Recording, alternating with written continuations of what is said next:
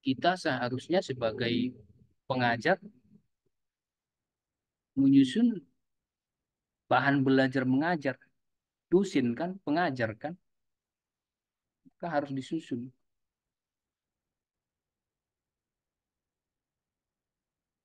Saya dituntut untuk menulis bahan mengajar.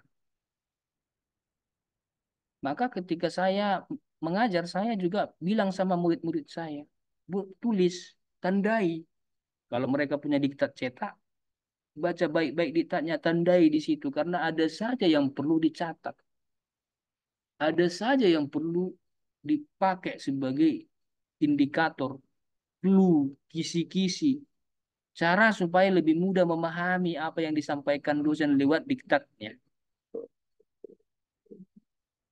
Maka seorang pengajar selain dia menulis bahan untuk mengajar, dia pun harus belajar menyampaikan materi dengan cara yang meyakinkan, dengan berwibawa, dengan jelas, dengan menarik.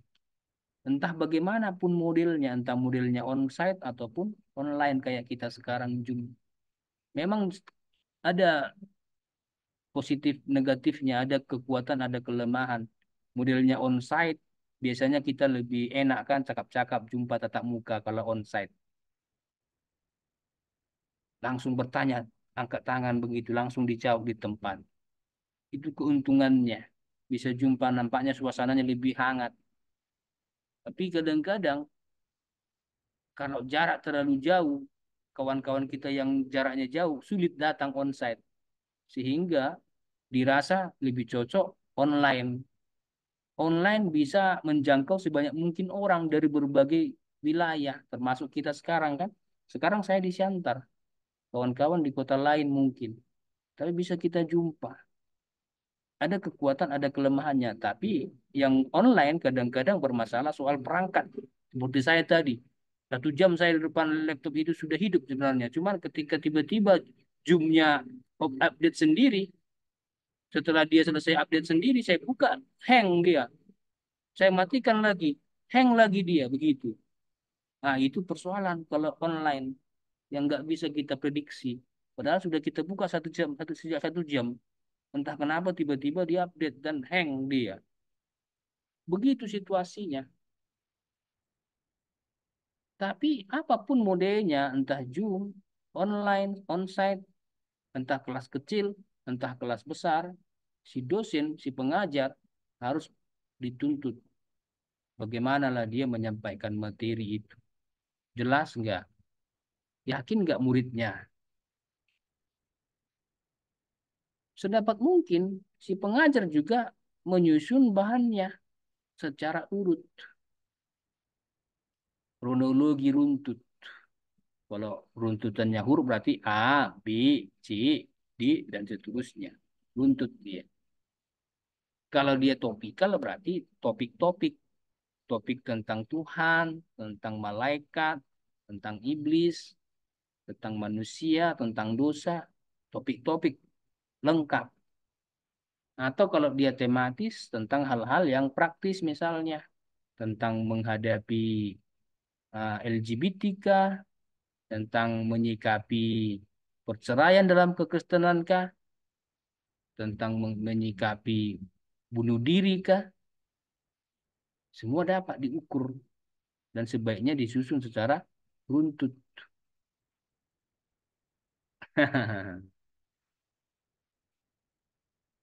Oke, maka akan ada garis besarnya sepatutnya.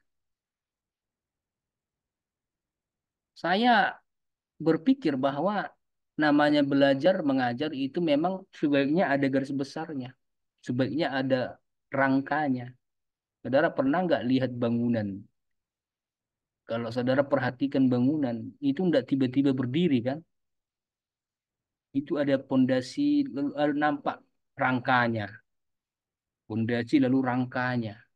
Ketika rangka sudah siap, dibangunlah dia lengkap utuh. Nah, seperti itulah sepatutnya juga dalam belajar mengajar.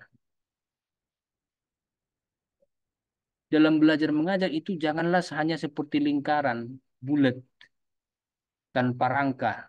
Jadi bulat dia, kata orang Jawa. Bulat. muter gitu aja. Kalau dia mengajar muter gitu aja, diragukan apakah pesannya sampai kepada siswa. Karena dia bulat muter, nggak tahu juntrungannya. Padahal gambar yang kita lihat di layar ini adalah langkah demi langkah. Jelas dia langkahnya. Langkah pertama, langkah kedua, langkah ketiga. Seperti itulah sistematika. Itulah yang akan membantu kita menyusun garis besar.